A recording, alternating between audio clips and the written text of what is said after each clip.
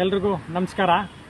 ನಾನು ವಿವೇಕಾನಂದ HK ಅಂತೇಳಿ ಮಾನವೀಯ ಮೌಲ್ಯಗಳ ಪುನರುತ್ಥಾನಕ್ಕಾಗಿ ಈ ಸಮಾಜದಲ್ಲಿ ಶ್ರಮ ಪಡ್ತಾ ಇದ್ದೀನಿ.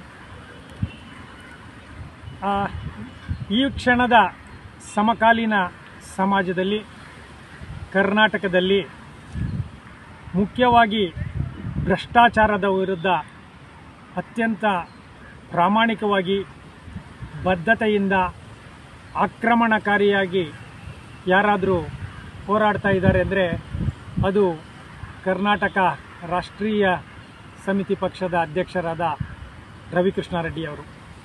ಖಂಡಿತವಾಗಲೂ ಕಳೆದ 15-20 ವರ್ಷಗಳಿಂದ ಅವರ ಚಟುವಟಿಕೆಗಳನ್ನು ನಾನು ನೋಡಿದ್ದೇನೆ.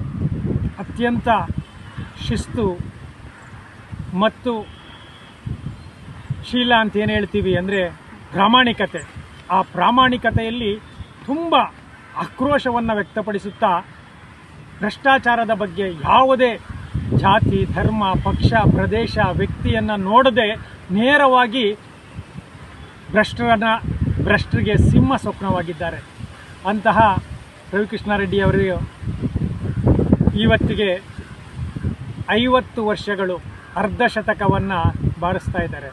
ನಿಜಕ್ಕೂ ಇವತ್ತೇನಾದರೂ ಸಮಾಜದಲ್ಲಿ ಒಂದು ಸಣ್ಣ ಆಶಾಭಾವನೆ ಏನಾದರೂ ಮೂಡಿದರೆ ಅದಕ್ಕೆ ರವಿಕೃಷ್ಣ ರೆಡ್ಡಿ ಅಂಥವರು ಕೂಡ ಬಹಳ ದೊಡ್ಡ ಕೊಡುಗೆ ಇದೆ. ಯಾಕೆ ಅಂದರೆ ಡೆತ್ ಸರ್ಟಿಫಿಕೇಟ್ಗೂ ಬರ್ತ್ ಸರ್ಟಿಫಿಕೇಟ್ಗೂ ಲಂಚ ಇರುವ ಈ ವ್ಯವಸ್ಥೆ ಒಳಗಡೆ ಆ ರೀತಿ ಧ್ವನಿ ಎತ್ತದೆ ತಾವು ತಮ್ಮ ಅನುಕೂಲಕ್ಕೆ ತಕ್ಕಂತೆ ಸುಮ್ಮನೆ ನನ್ನ ಹೆಂಡತಿ ಮಕ್ಕಳು ಅಂತೆಲ್ಲ ನೋಡ್ತಾ ಇದ್ದರೆ ಈ ಸಮಾಜವನ್ನು ಕಾಪಾಡಲಿಕ್ಕೆ ಯಾರಿಂದಲೂ ಸಾಧ್ಯ ಇಲ್ಲ.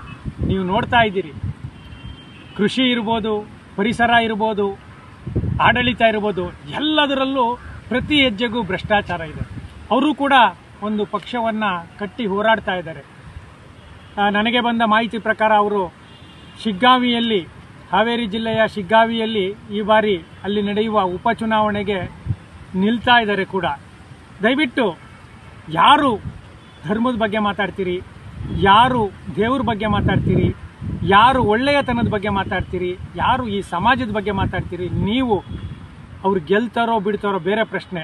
ನಿಮ್ಮ ಆತ್ಮಸಾಕ್ಷಿಗಾದ್ರೂ ಅವ್ರೇನು ದುಡ್ಡು ಕೇಳ್ತಾ ಇಲ್ಲ, ನಿಮ್ಮಿಂದ ಬೇರೆ ಯಾವ ಸಹಾಯನೂ ಕೇಳ್ತಾ ಇಲ್ಲ.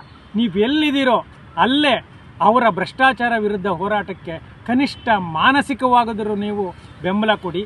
ಜೊತೆಗೆ ಶಿಗ್ಗಾಂವಿಯ ಜನ ಅವರಿಗೆ ಒಂದೇ ಒಂದು ನಿಮ್ಮ ಕೈ ಬೆರಳನ್ನು ಒತ್ತೋದ್ರ ಮುಖಾಂತರ ರವಿಕೃಷ್ಣ ರೆಡ್ಡಿ ಅಂಥವರನ್ನು ಗೆಲ್ಲಿಸೋಕ್ಕೆ ಪ್ರಯತ್ನ ಪಡಿ. ಹಾಗಾದ್ರೂ ಅಟ್ಲೀಸ್ಟ್ ಈ ಸಮಾಜ ನಿಮ್ಮ ಮಕ್ಕಳ ವಿದ್ಯಾಭ್ಯಾಸ, ನಿಮ್ಮ ಆರೋಗ್ಯ ಸ್ವಲ್ಪನಾದರೂ ಇದಾಗುತ್ತೆ. ನೋಡೋಣ, ಒಂದು ಎಕ್ಸ್ಪೆರಿಮೆಂಟ್. ಒಬ್ಬ ಒಳ್ಳೆ ವ್ಯಕ್ತಿಯನ್ನು ಗೆಲ್ಸೋಕ್ಕಾಗಲ್ಲ ನಮ್ಮ ಕೈಯಲ್ಲಿ.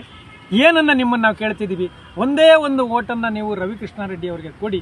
ನೋಡೋಣ ಅವರು ವಿಧಾನಸೌಧಕ್ಕೆ ಬಂದು ಏನು ಮಾಡ್ತಾರೆ ಅಂತ. ನಾನು ಅದನ್ನೇ ಹೇಳ್ತಾ ಇದ್ದೀನಿ, ಅವ್ರು ಒಳ್ಳೆಯದೇ ಮಾಡ್ತಾರೆ ಅಂತ ನಾನೇನು ನಿಮಗೆ ಭರವಸೆ ಕೊಡಲ್ಲ. ಆದರೆ ಒಂದು ನಂಬಿಕೆ ಇದೆ, ಒಳ್ಳೆ ವ್ಯಕ್ತಿಯನ್ನು ಆರಿಸೋಣ.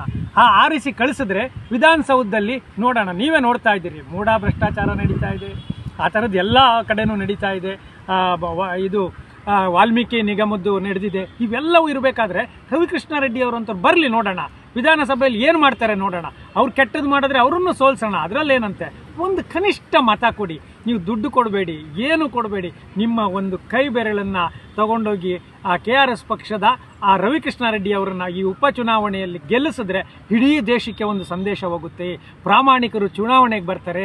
ಇನ್ಯಾರೋ ಒಬ್ಬ ಒಳ್ಳೆ ಡಾಕ್ಟ್ರು, ಇನ್ಯಾರೋ ಒಬ್ಬ ಒಳ್ಳೆ ಪತ್ರಕರ್ತ, ಇನ್ಯಾರೋ ಒಬ್ಬ ಸಾಮಾನ್ಯ ರೈತ ಚುನಾವಣೆಗೆ ಗೆಲ್ಲುವ ಒಂದು ಅವಕಾಶ ಈ ಸರಿ ಸಿಗ್ತಾ ಇದೆ.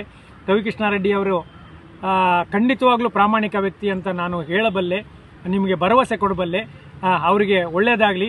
ಈ 50 ವರ್ಷ ಅಲ್ಲ 100 ವರ್ಷ ಕಾಲ ಅವರು ಇನ್ನೂ ಆರೋಗ್ಯವಾಗಿರಲಿ ಅಂತ ಹಾರೈಸುತ್ತಾ, ಈ ಬಾರಿಯ ಶಿಗ್ಗಾಂವಿಯ ಉಪಚುನಾವಣೆಯಲ್ಲಿ ನಿಮ್ಮ ಆತ್ಮಸಾಕ್ಷಿ ಏನಾದರೂ ಈ ಸಮಾಜದ ಬಗ್ಗೆ ತುಡಿತಾ ಇದ್ದರೆ, ನಿಮಗೆ ಕಾಳಜಿ ಇದ್ದರೆ, ನಿಮ್ಮ ಒಂದು ಕೈ ಬೆರಳನ್ನು ರವಿಕೃಷ್ಣ ರೆಡ್ಡಿ ಅವರಿಗೆ ಒತ್ತುವ ಮುಖಾಂತರ ನಿಮ್ಮ ಪ್ರಾಮಾಣಿಕತೆಯನ್ನು, ರವಿಕೃಷ್ಣ ರೆಡ್ಡಿ ಪ್ರಾಮಾಣಿಕತೆ ಅಲ್ಲ, ನಿಮ್ಮ ಪ್ರಾಮಾಣಿಕತೆಯನ್ನು ನೀವು ಪ್ರೂವ್ ಮಾಡಿ ಅಂತ ಹೇಳ್ತಾ ಅವರಿಗೆ ಒಳ್ಳೆಯದಾಗಲಿ.